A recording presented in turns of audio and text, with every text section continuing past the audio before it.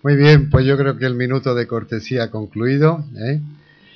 Eh, Voy a presentaros ahora a un gran amigo de la casa, director del Observatorio de Ética de Aldeas Infantiles SOE España, director de la Cátedra Ethos de la Universidad Ramón Llull, ¿eh? Y nos probablemente vamos a asistir a una conferencia con mucho cariño, con mucho amor, con mucho dilema, que Frances Torralba va a desarrollar en los próximos minutos. Algo que no quiero olvidar es que es padre de 4 hijos biológicos y un niño adoptado. Y que es muy difícil, casi imposible, invitarlo a cenar o a dormir allí donde va a impartir una conferencia, porque tiene que coger rápidamente el avión para ir a darle de cenar a sus 4 hijos y a su niño adoptado. Así que, Frances, tuya es la palabra, y a disfrutar contigo un ratito. Muy bien, pues gracias en primer lugar por la invitación, también por esta presentación tan cálida, la agradezco, sobre todo los que procedemos del mundo de la universidad, que acostumbra a ser muy árido, muy competitivo, y raramente uno experimenta presentaciones tan cálidas que hacen referencia a aspectos de la biografía que raramente aparecen en el currículum vitae, pero acaban siendo lo más relevante de una persona para entender cuáles son sus motivos, sus razones. Yo voy a tratar, tal y como se postula en el título, intentar identificar cuáles son, a mi juicio, los criterios éticos que deberían regular la práctica del acogimiento familiar. Por lo tanto, voy en un primer lugar a situar los límites del tema. Voy también a identificar qué significa esto de criterios éticos del acogimiento familiar y, naturalmente, como se corresponde con el título, identificaré los 7 criterios que a mi juicio deberían estar en esa práctica de acogimiento, indistintamente del lugar donde tenga lugar, ya sea en Barcelona, ya sea en Madrid, ya sea en Sevilla, indistintamente del lugar que tenga lugar el acogimiento. Me parece que son criterios que deberíamos tener en cuenta. Eso significa, y empiezo con la primera consideración, que la reflexión no será de carácter jurídico. De hecho, acabamos de asistir a una ponencia donde se nos ha presentado de un modo muy exhaustivo, muy detallado, el ordenamiento jurídico respecto a esta figura del acogimiento familiar, con todas sus distintas formas, matices, variables. No trataré de ubicar esta reflexión en conexión con el ordenamiento jurídico, lo legal, sino precisamente en el terreno de lo ético. Muy generalmente, lo ético y lo legal acostumbran a tener relaciones de proximidad, pero no siempre idénticas. En ocasiones uno puede reflexionar en torno a la legitimidad del ordenamiento jurídico, y en ocasiones puede pensar que el ordenamiento jurídico, a pesar de ser ordenamiento jurídico, no es legítimo. O para una gran mayoría de los ciudadanos no lo es. Y entonces hablamos de un divorcio entre lo ético y lo jurídico. O dicho en otras palabras, entre lo legal y lo legítimo. Sin embargo, en este caso, y después de poder haber asistido a esta ponencia, yo me doy cuenta que, al menos los criterios que voy a identificar, están muy presentes en el espíritu y la letra del ordenamiento jurídico. Sin embargo, puede haber una serie de dilemas y de debates que me parecería interesante de ubicar, pero no estamos delante de un ordenamiento jurídico que pueda suscitar, a mi modo de ver, una confrontación con los criterios éticos que, a mi modo de ver, deben tenerse en cuenta con el acogimiento familiar. En otras leyes sí que sería fácil identificar tensión, conflicto entre lo legal y lo legítimo, pero en este caso me parece que la ley se inspira en unos criterios que fácilmente, de manera consensuada, la ciudadanía responsable puede también asumir como propios. Una segunda cuestión que quiero también decir antes de entrar en los criterios es que en ética y en toda reflexión ética no solo cuenta el fin de la acción, sino que cuenta especialmente el cómo se desarrolla una acción. Fin y forma. Los griegos hablaban del telos y la morfé de la acción. Aquí la acción es acoger. Y acoger a un niño en un entorno. Uno puede enjuiciar el fin de ese acogimiento, cuál es la finalidad de esta acción, y uno puede reflexionar sobre el cómo tiene lugar. Y en ocasiones puede ser que el fin sea óptimo, ofrecer a un niño un hogar, una esfera cálida donde poder desarrollar, donde poder ser, decía la ley, educado integralmente. Lo que no explica es qué significa atendido integralmente. Uno puede pensar resolver las distintas necesidades que hay en el niño, de orden somático, de orden psicológico, de orden social, incluso de orden espiritual, ¿no? ¿Por qué no? Y sin embargo, aunque el fin sea óptimo, el modo como se desarrolla ese acogimiento puede incurrir en transgresiones éticas, ¿no? Eso también respecto a la adopción. El fin, y hablo por propia experiencia, puede ser óptimo. Sin embargo, el cómo tiene lugar, la manera, el procedimiento, especialmente en algunas adopciones internacionales, dices aquí, la ética brilla por su ausencia. Por su ausencia. Aunque el fin podríamos consensuar que es óptimo, que es bueno. Por tanto, la reflexión que haré respecto a los criterios no tienen que ver solo respecto al fin de la acción, sino también respecto al cómo, al modo como debería tener lugar desde la ética esta acción de acoger a un niño en un hogar. Una tercera cuestión preliminar se refiere a los fundamentos de estos criterios. Yo creo que lo más honesto en ética es siempre exponer el punto de partida. Me parece que es tratar la cuestión con la más honestidad intelectual. El punto de partida es la Declaración de los Derechos Humanos y la Convención de los Derechos del Niño. Por tanto, los criterios que voy a formular, al fin y al cabo, son como una especie de concentrado, una especie de síntesis de eso que está en el articulado de la Declaración del 48, de la Declaración del 59 y de la Convención del 89. Esto significa que la base es muy amplia. Por eso me parece que es una buena fundamentación. A pesar de que, y no está de más decirlo, habría grupos, personas, que incluso podrían poner en cuestión la misma legitimidad de estas declaraciones, como ocurre en muchos lugares del mundo y en determinadas también personas y grupos sociales, políticos, religiosos.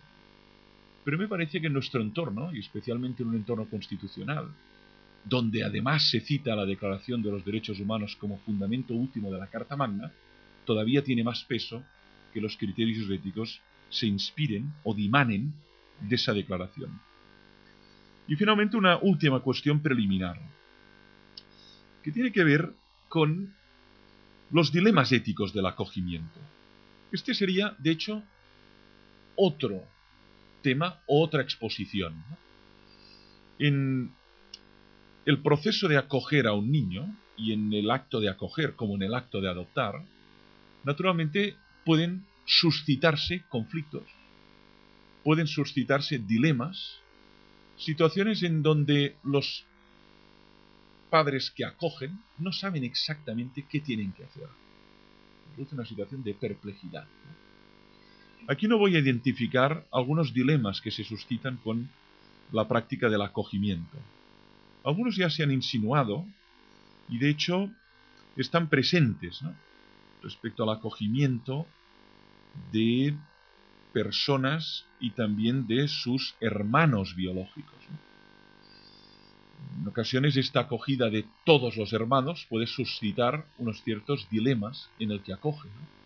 O personas que tienen unas necesidades especiales a la hora de ser acogidos, ya sea por sus patologías, ya sea por sus circunstancias físicas o psíquicas, y que se plantean dilemas respecto a la posibilidad de elegir o no elegir al sujeto que va a ser acogido, ¿no?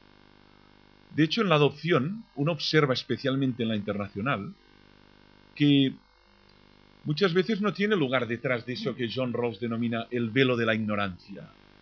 Desconozco al que voy a adoptar.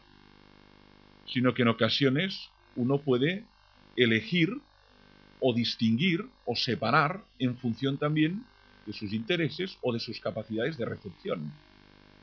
Aquí también hay un gran debate en torno a qué legitimidad o no tiene este proceso y en qué tipo de reflexión debería hacerse para que el proceso también fuera lo más ético posible, además del fin, que es ofrecer a una persona la posibilidad de un hogar para que pueda crecer de un modo digno, íntegro. Entro en los criterios y parto de un supuesto, que es un supuesto o un presupuesto, digamos una cuestión preliminar, pero que no es de orden ético, sino que es de orden antropológico, ¿no? Y que me parece esencial subrayarlo. Este presupuesto antropológico es el siguiente, ¿no? Todo ser humano, para poder llegar a ser lo que está llamado a ser, requiere de ser acogido. O sea, lo que quiero indicar es que la acogida no es un lujo, es una necesidad. Esto a veces uno no lo subraya suficientemente. Pero el dato antropológico es que si un ser humano no es acogido, no se puede desarrollar, muere, perece. Lo que pasa es que habrá lugares más óptimos para ser acogido. Es distinto un lugar donde a ese sujeto se le trata como un número, a un lugar donde ese sujeto tiene un entorno cálido, una persona de referencia, una estabilidad emocional, una estabilidad económica. Es muy distinto. Sin embargo, si el primero ni siquiera hubiera sido acogido en aquel lugar, hubiera perecido. No sobrevive, muere. Eso es algo tan serio porque en el fondo significa darse cuenta que cuando hablamos de acogimiento, estamos hablando de un proceso que es fundante en la persona. Si no es acogida, no sobrevive. Alguien diría entonces que necesariamente todo ser humano debe ser acogido. Obviamente, si es posible, en el entorno biológico ideal. En el caso que no pueda ser así, por las razones que fuere, requiere de otra esfera de acogida. Entro ya en los criterios, pero este supuesto me parecía interesante subrayarlo, porque no estamos hablando de un tema menor, no estamos hablando de cuestiones, digamos, irrelevantes, sino de que este proceso es esencial para subsistir. Y de hecho, en la misma génesis de un ser humano, si no es acogido dentro del seno de su madre, no puede desarrollarse. Hasta que tengamos una esfera muy similar a esa maravillosa esfera que es el útero y pueda desarrollarse dentro de allí. Pero de momento necesita una esfera, ya sea el útero materno o algo tan perfecto como aquello. O sea que estamos hablando de un proceso necesario. Entonces esta acogida o acogimiento, como veremos, tiene un objetivo muy claro, además de la atención integral, que es el desarrollo de la autonomía de esta persona. Hay acogimientos que no precisamente ayudan a desarrollar esa autonomía. Dejan a la persona en una situación de parálisis o incluso de dependencia permanente respecto al que acoge. Y sin embargo hay acogimientos, y eso es lo que hay que valorar, que sí que despiertan, estimulan la autonomía del sujeto acogido hasta tal punto que llega un día que ya puede volar del nido. Y entonces él puede acoger a otros. Entonces voy al primer criterio, admitiendo que hay muy poca literatura crítica sobre este punto. De hecho, naturalmente hice una exploración bibliográfica para eso que hacemos esencialmente los académicos, ¿no? Ver el status questionis, ¿no? ¿Cuál es el estado de la cuestión? Pues, si cualquiera de ustedes hace la mínima exploración de ética del acogimiento con esta expresión, se encontrará con muy pocos textos. En cambio, mucho más si busca ética de la adopción. Y también, especialmente, si lo busca en otras lenguas, ¿no? Éthique de l'accueil, ¿no? la ética de la acogida. Pues sí que hay distintos autores en ética, especialmente de servicios sociales, que han pensado esta práctica. Pero en nuestro entorno es muy nueva, la reflexión de la ética del acogimiento. No, en cambio, por lo que veo, el desarrollo del derecho civil y del ordenamiento jurídico. Pero en cuestiones éticas quizá ha interesado muy poco a la comunidad académica. De hecho, entre los profesores de ética y colegas, y algunos de ellos extraordinarios que hay en el país, la verdad es que raramente es un tema objeto de discusión y de análisis, ¿no? Y me parece fundamental.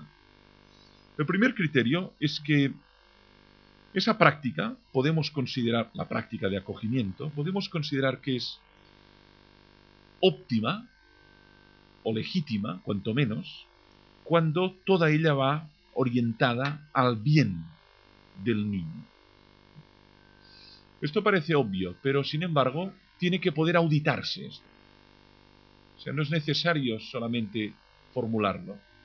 Hay que poder cotejar, poder, no diré fiscalizar, pero sí auditar, aunque sea periódicamente, ya sea un acogimiento familiar, permanente o transitorio o provisional, poder auditar si realmente ese acogimiento mejora cualitativamente el estado de ese niño. Por lo tanto, el beneficio directo del niño es el primer criterio básico. Luego, si hay sospechas que no es así, si hay razones para dudar de que realmente sea un beneficio, las autoridades competentes deben poder tener mecanismos para romper ese proceso, rupturar ese proceso y derivar a esta persona, al sujeto acogido, a un entorno que pueda ser beneficioso. Esto es lo que en ética práctica denominamos el principio de beneficencia. Tiene que beneficiar, especialmente al destinatario, al niño. Y cuando hablamos de beneficio, se refiere básicamente a esos 4 niveles. Tiene que beneficiarle en lo somático, en lo corporal. Se refería a la alimentación, el derecho civil, al hogar, al vestir, esto que diríamos las necesidades primarias de orden físico. Esto se puede auditar, naturalmente. Tiene que poder ser beneficioso emocional y mentalmente, y eso se puede auditar también. Debe ser también beneficioso socialmente. Por tanto, un desarraigo o una inestabilidad social no es beneficiosa. Los educadores lo saben muy bien. El niño rinde más cuando está en un entorno estable, social, emocional y mentalmente. No está preocupado porque los vínculos son inestables, sino que tiene una seguridad que le permite economizar esfuerzos mentales y poder pensar otras cosas, y no si seré amado o no, si habrá comida en la nevera o no, o si me encontraré a alguien cuando llegue a mi casa, ¿no? Síndrome de la casa vacía, ¿no? El niño golondrina es una expresión que se utiliza sobre todo pensando en el anciano. En gerontología o en gerontoética se critica mucho la forma del anciano golondrina, ¿no? Que de algún modo va volando de distintas casas de los hijos del anciano para repartir el cuidado de esta persona, aunque sea de un modo simétrico entre los 3, 4, 2, si hay uno, no hay abuelo golondrina, naturalmente. Está siempre en el mismo nido o en otro nido, ¿eh? Pero eso que puede dar risa, el tema es qué tipo de inestabilidad tiene respecto a un niño, ¿no? Que tiene un entorno escolar, que tiene un barrio, que tiene unos amigos, y que por lo tanto el acogimiento debe ser también beneficioso en su estabilidad social, en su estabilidad mental, en su estabilidad emocional. Y finalmente también debe ser beneficioso en lo espiritual. Esto es lo más delicado, pero naturalmente, y eso está descrito, en distintas revistas. En España, en ese punto, tenemos que reconocer que estamos muy lejos de donde deberíamos estar, pero si uno lee atentamente el International Journal of Children's Spirituality, una revista internacional dedicada a la espiritualidad infantil, que se publica en los Estados Unidos de América, observa que el niño naturalmente tiene necesidades espirituales. Y de hecho hay un documento que apareció denominado Declaración de Montserrat, en Cataluña, que identifica las necesidades no materiales del niño. La necesidad de símbolo, la necesidad de sentido. No hablo de necesidades afectivas, ¿eh? Estas sí que están muy descritas, ¿eh? Entonces, este es un primer criterio. Y yo creo que este criterio se debe y poder auditar en la medida en que se puede auditar la calidad de ese acogimiento. ¿Es beneficioso para el educando? ¿En qué nivel? ¿En qué planos es beneficioso? Un segundo criterio, que ese es más discutible éticamente, pero me parece esencial y está en el artículo 1 de la Declaración de los Derechos Humanos, es la equidad. Es decir, un acogimiento debería partir del criterio de la equidad. Eso es enormemente delicado, pero significa que todos deberían tener el mismo derecho a ser acogidos, como el mismo derecho a ser educados, como el mismo derecho a utilizar servicios de la salud, de la sanidad pública, ¿no? O el mismo derecho al trabajo, a fundar una familia, ¿no? Aquí se puede generar un conflicto de derechos, ¿no? Por un lado, el derecho del menor a ser acogido en un entorno estable, pero alguien podría esgrimir el derecho del sujeto que acoge de poder elegir previamente a quien acoge. Y depende de quién sea, pues no le acojo. No por mala voluntad, incluso por incapacidad mental, incapacidad emocional, incapacidad social, económica, ¿no? Hablemos de intención, sino simplemente por incapacidad, ¿no? Que también lógicamente puede darse. Entonces, el criterio ético de la equidad me parece que es un criterio que hay que poder compatibilizarlo con el análisis de las capacidades y de las posibilidades de los sujetos que acogen, es decir, del entorno, la familia que realiza este acogimiento. Pero pensando en el beneficio del niño. Porque uno puede pensar que es un héroe y finalmente no lo es. Y ese niño, al cabo de un año, de 6 meses, se convierte en un niño golondrina. Porque uno pensaba que podría, con la buena voluntad, con la máxima disposición. Conozco bastantes adopciones truncadas. Es un drama para el niño, pero también para los sujetos que han adoptado. Situación de fracaso, de frustración, no hemos sido capaces. Y sin embargo, lo que es evidente es que hay que poder compatibilizar ese análisis de la capacidad con la equidad. Porque si no, el más vulnerable es el que acaba siendo objeto de discriminación o de exclusión en el proceso de acogimiento. Lo pongo con un ejemplo de el mundo escolar, ¿no? En el mundo escolar a veces se utiliza la expresión niño problemático. Una especie de estigma, niño problemático. Bueno, es ese niño que en una escuela no encaja por su comportamiento, por su rendimiento escolar, por sus tensiones. Pero sin embargo, en este país hasta los 16 años, por ley, tiene que estar escolarizado. Pero ¿quién quiere recibir al niño problemático? El Estado tiene que garantizar que este niño tiene también derecho y deber de estar escolarizado. Pero por otro lado también hay que tener en cuenta que la comunidad educativa es frágil y que puede ser muy bien que esa maestra al cabo de 6 meses tenga un proceso de depresión o de baja porque no puede simplemente dominar, gobernar esa aula con ese sujeto. ¿Cómo compatibilizar la capacidad del que acoge con el derecho universal a ser acogido? Es un dilema.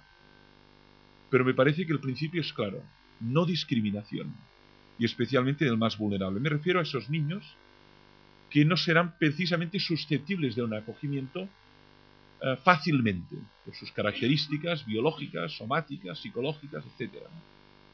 Incluso color de piel en determinados países, donde hayan tópicos, prejuicios de carácter étnico o racista, ¿no? Tercer criterio es el derecho a conocer los orígenes, el derecho, en el fondo, a conocer la genealogía de uno mismo, ¿no? Este me parece clave, este criterio. En adopción es obvio, pero también en el acogimiento, especialmente el de largo término, ¿no? Acogimiento, pues, permanente. Todo ser humano tiene derecho a conocer sus orígenes. Otra cosa es que no los conozcamos. Bueno, entonces, si hay una ignorancia, los clásicos decían invencible, pues uno puede justificarla. Pero si se sabe, si alguien lo sabe en algún lugar, tiene derecho a saberlo. Que esta es la ignorancia vencible, la que alguien sabe, que es la que en definitiva es imputable éticamente. Es decir, alguien lo sabía y no se lo contaron. Pero es que a veces es muy difícil asumir los orígenes. Este es otro debate. Es decir, el niño tiene derecho naturalmente a conocer sus orígenes.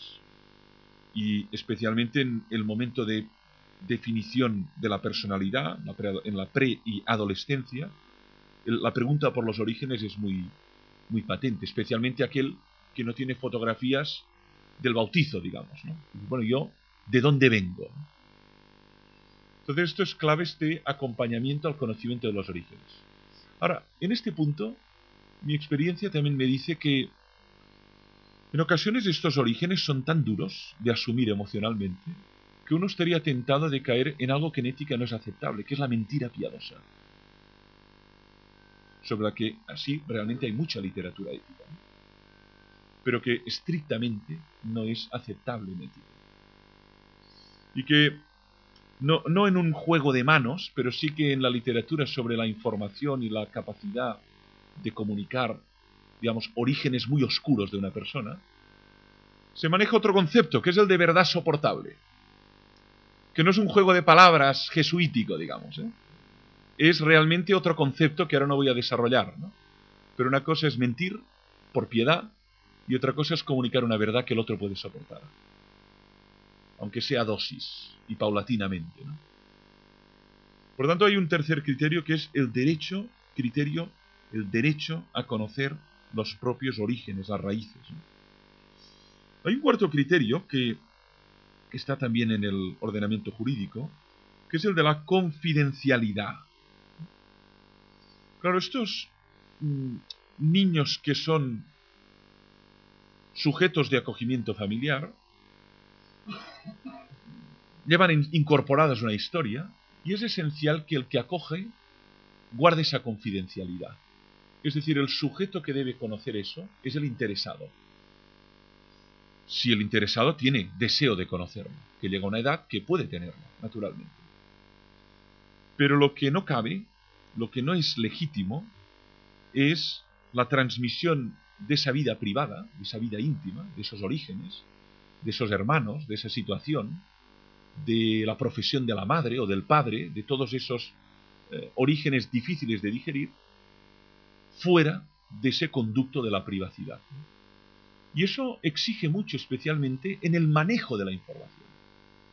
Pero ya no solo en el ámbito de la familia que acoge, sino de la entidad pública, o de la residencia, o del entorno de acogimiento residencial, que tiene toda esa información, y que es esencial esos procesos de preservación de los datos confidenciales. Además, la ley es muy estricta en este punto. Muy estricta. Al menos la que yo conozco en la Comunidad Autónoma de Cataluña es muy estricta respecto a la protección de datos confidenciales, ¿no? Pero aún así, tiene que ver con lo que se escribe, tiene que ver con lo que se dice oralmente, tiene que ver con lo que se comunica a otra organización. Porque al fin y al cabo estamos hablando de material muy sensible, que es vida privada de un ser humano, que no puede ser expuesta, digamos, públicamente, sino preservada dentro de los canales. El drama es que cuanto más tienen acceso, más difícil es preservar esa confidencialidad. Por ejemplo, en el juramento hipocrático, el que conoce la familia es un médico que entra en el hogar y se va. Pero cuando hay un equipo interdisciplinar que da vueltas a esa figura y una organización, y luego además vuela hacia otra organización o hacia otra familia y el expediente, entonces es mucho más público el drama, el sufrimiento, todas las heridas que hay ahí. Por eso me parece tan interesante y tan necesario subrayar como criterio ético la confidencialidad, la preservación de esas informaciones que atañen directamente a la privacidad del sujeto acogido, del niño. Este criterio, que es el quinto, es el de la autonomía. A mi modo de ver, el acogimiento, ya sea en un ámbito familiar, ya sea en un ámbito residencial, debe regirse por un criterio que es potenciar la autonomía. Es decir, no se trata de tenerlo como el que tiene una planta en un balcón. Se trata de tenerlo de tal modo que se desarrolle en toda su potencialidad. Y eso significa también un análisis de el que acoge. No hablando solo de que pueda tener malas intenciones, ¿no? El juicio de intenciones en ética no está permitido, porque uno conoce las suyas y las intenciones del otro, si no las cuenta, y a veces aunque las cuente me está engañando. Por lo tanto, es muy difícil hacer un juicio de intenciones ajenas, ¿no? Pero aún así, por la praxis, sí que uno detecta si hay un desarrollo de la autonomía o no. Si este niño pues ha desarrollado su autonomía, su capacidad musical, su capacidad lingüística, su capacidad imaginativa, su capacidad física, su capacidad emocional. Eso uno puede detectarlo al cabo de un periodo. Y eso me parece que es un buen criterio para detectar que ha habido un correcto acogimiento en ese entorno. En este sentido, me parece que hay que romper clichés. Si el acogimiento es una familia en el sentido tradicional, será un buen acogimiento. Cuidado. Si el acogimiento es un entorno donde hay, por otro lado, una organización a partir de familias, no tendrá valor. ¿Por qué no? No se puede hacer un juicio a priorístico. Puede ser que en una familia biológica un niño no tenga un desarrollo de esa autonomía en el grado óptimo. De hecho, es así en muchas. Y sin embargo, que en un entorno profesional, en un entorno donde la estructura acoge y estabiliza a ese niño y no se produce el niño golondrina, en cambio ahí puede tener lugar ese crecimiento de la autonomía. O sea que me parece que si de lo que se trata es del bien del niño, hay que pensar también en qué esfera es más óptima para el desarrollo de esa autonomía. Y eso sí que no está claramente, igual está difusamente expresado en el ordenamiento jurídico, pero me parece que es un principio ético, un criterio ético básico para evaluar, para analizar, para cotejar la calidad de este proceso. Y cuando hablo de autonomía, refiere también a que el niño no sea un sujeto pasivo. Eso sí que está. Identificaba a los 12 años. Aquí puede haber naturalmente una discusión enorme, ¿no? Pero al menos que el niño, en la medida en que sea competente para tomar decisiones, pueda ejercer el derecho a decidir. El tema aquí siempre difícil es marcar una edad. Pero eso se refiere tanto... Hay enormes contradicciones en el ordenamiento jurídico vigente. Solo identifico dos, pero hay muchas, ¿eh? Una joven de 16 años no puede decidir no estar en la escuela. Está obligada a estar escolarizada hasta esa edad. Pero puede decidir interrumpir un proceso de gestación sin consentimiento paterno o materno. Puede interrumpir ese proceso, pero no puede votar, porque tiene que esperar 2 años. Puede interrumpir ese proceso, pero no puede conducir, porque tiene que esperar 2 años. Seamos sensatos, ¿no? Y respecto al proceso de en qué edad puedo elegir con cuál de los padres en un proceso de separación y divorcio opto. Un debate psicológico enorme, porque no son fronteras, digamos, nítidas como los números enteros y los números quebrados, sino que hay una zona de duda respecto a la competencia de una persona para decidir, ¿no? Pero me parece interesante que en la ley cuanto menos se reconozca que el niño no es un sujeto pasivo, un objeto, que le van situando en distintos entornos de acogida y que alguien piensa solamente en cuál será el mejor para él, sino que él pueda tener algún tipo de posibilidad de expresar su criterio. Otra cosa es la edad, y si lo sometiéramos a debate, algunos considerarían demasiado pronto, otros igual considerarían demasiado tarde, pero es óptimo considerar al sujeto acogente, sujeto acogido, como un sujeto que puede decidir o que tiene capacidad para dar también su consentimiento. como naturalmente los sujetos que acogen, faltaría menos. Pero eso se da por supuesto, que la decisión la tienen ellos. Pero fijaros en ética también, una cosa es decidir, otra cosa es tener la capacidad. Por eso es esencial poder evaluar esa capacidad. Hay personas que pueden decidir ser locutores de radio. He decidido ser locutor de radio. Pero tengo un grave problema de, digamos, de dislexia, de tartamudez, de expresión. Bueno, igual serás muy útil en otro tipo de tareas y oficios, pero aquí hay una capacidad mermada que te hará muy difícil competir en equidad de situaciones. Tener capacidad no es lo mismo que poder decidir. Y alguien tiene que evaluar si el que decide, además tiene la capacidad. Y eso naturalmente es muy difícil. En los procesos de adopción tengo que reconocer que hay una gran discusión sobre la evaluación de los hipotéticos padres adoptivos. Además, por experiencia propia he sido sujeto de este proceso, ¿no? Y he observado enormes lagunas, con todo menos en Cataluña, que es la comunidad autónoma donde tuvo lugar este proceso, ¿no? Y además incluso debates éticos respecto a cómo y quién y por qué se decide que este sí, que este no. Hubo un momento donde se hacía una especie de permisividad enorme y eso generó posteriori verdaderos dramas humanos y verdaderas adopciones truncadas. Pero por otro lado, cerrar el grifo genera también una situación de frustración y hay que poder justificarlo muy bien, porque está en juego la vida al menos de 3 personas. Si son 3, el padre, la madre, hipotéticos, adoptivos y el niño. Por tanto, no estás jugando con objetos, sino con personas. Luego hay 2 criterios más, y terminaré, que me parecen también interesantes de subrayar, ¿no?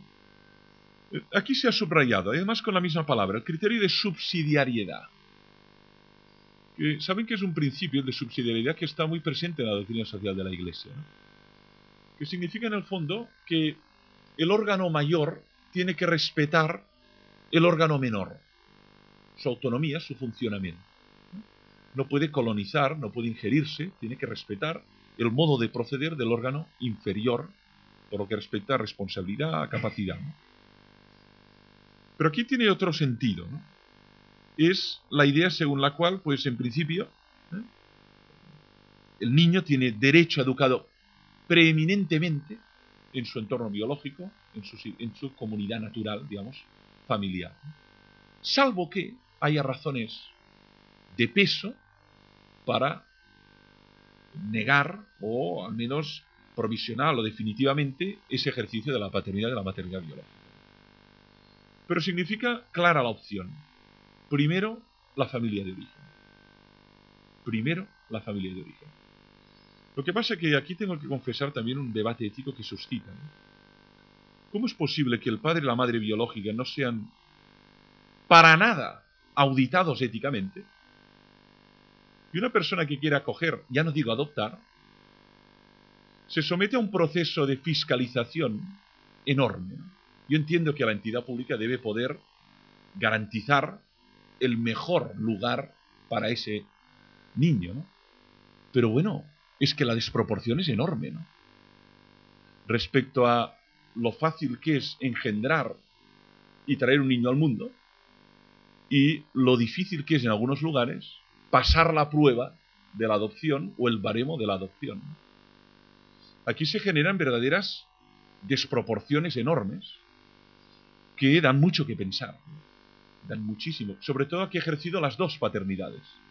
Y dices, ¿cómo es posible que en este terreno no hubiera ningún tipo de examen y para este tal número infinito de ítems y de fiscalización en todos los niveles, social, económico, psicológico, espacio físico, ¿no?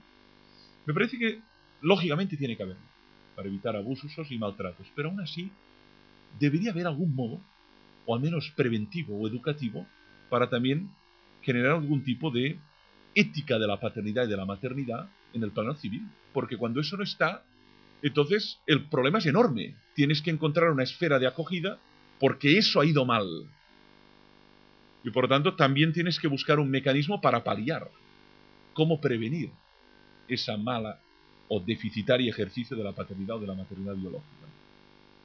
Y finalmente el principio del reconocimiento a los padres o a los sujetos acogedores. Es el tema del incentivo, del reconocimiento. Aquí hay todo un debate también respecto a qué tipo de reconocimiento, qué tipo de apoyo, ¿no? Qué tipo de apoyo económico, social, administrativo tiene que tener una pareja o un sujeto individual. Hemos visto que hay acogimientos individuales cuando hace esta labor. Naturalmente que aquí hay el gran debate, ¿no? Hay quien considerará ninguno, al fin y al cabo es una decisión personal, y hay quien considerará, hombre, tanto como ninguno no, porque de hecho el Estado tiene que garantizar la educación correcta y la atención correcta de todos los ciudadanos. Y si ese hace esta labor, está supliendo una función del Estado que cuanto menos él debería hacer en el caso de que haya personas que no tengan una esfera de acogida. Por lo tanto, yo pienso que alguna forma de reconocimiento tiene que haber. Por un lado, reconocimiento social. Yo creo que las personas que desarrollan esta función altruista, más allá de los intereses o las intencionalidades ilegítimas que podrían haber, pues me parece que es algo a subrayar, a mostrar públicamente, a expresar públicamente y a dar a conocer, como en otros países donde es muy frecuente y muy conocida esta práctica. Otra cosa ya es el tema económico y naturalmente lo que diríamos el número, ¿no? Aquí sí que evidentemente hay todo un elemento a considerar, pero es obvio que el reconocimiento tiene que existir, a pesar de que la intención sea libre y desinteresada, y luego además también el apoyo, especialmente cuando el sujeto acogido tiene eso que decimos entre comillas, necesidades especiales. Si no, lo que ocurre es que ese acogimiento acaba siendo heroico. Y uno está obligado a ser un buen padre, pero un héroe cada día. O una buena madre, pero una heroína cada día. Por lo tanto, al menos debería poder la administración contribuir a que ese acogimiento fuera menos duro, menos difícil, desde el punto de vista del espacio, de la alimentación, de los menesteres necesarios para acoger a esa persona dentro de una esfera. Estos serían los 7 criterios. A mí me da la impresión de que la entidad pública debe tener también la habilidad de poder distinguir familias y distinguir entornos residenciales. Debe tener la suficiente lucidez para darse cuenta que hay familias distintas, más o menos aptas para hacer este acogimiento, pero que también el entorno residencial es muy plural, muy heterogéneo, y que hay modelos de acogida muy distintos, con estrategias distintas, con entornos distintos, con profesionales distintos. Y por lo tanto me parece que este esquema binario, acogimiento familiar residencial, a veces puede ser una simplificación, porque puede ser que en un acogimiento residencial haya un modo de proceder donde realmente haya una estabilidad, una figura de referente, un entorno afectivo, unos hermanos, y eso a veces, si no hay un conocimiento desde dentro, se puede ir en juicio a priorístico y simplemente uniformizar lo que es distinto. Y eso es actuar mal, uniformizar lo que es distinto, como distinguir lo que es igual. Yo creo que es una buena ética la que actúa considerando la diversidad de modelos familiares y de modelos también de residencia. Bien, estos eran los criterios. Termino aquí y agradezco tanto la atención como la posibilidad de expresarme sobre un tema que es muy nuevo y que da mucho que pensar. Gracias, de verdad.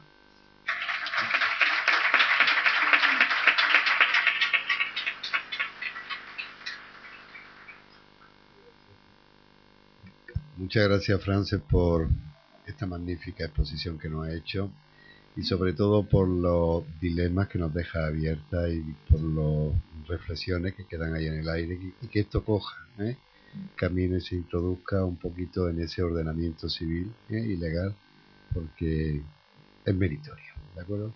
Muchas gracias. Abrimos el turno de preguntas por si hay alguna pregunta.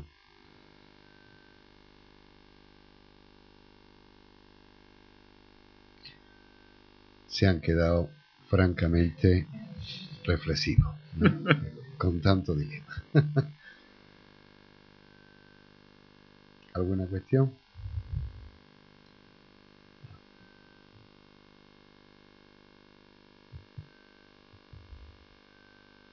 Estoy dando un pequeño margen porque sé que hay que digerir mucho, ¿eh?, de lo que Frances nos ha planteado.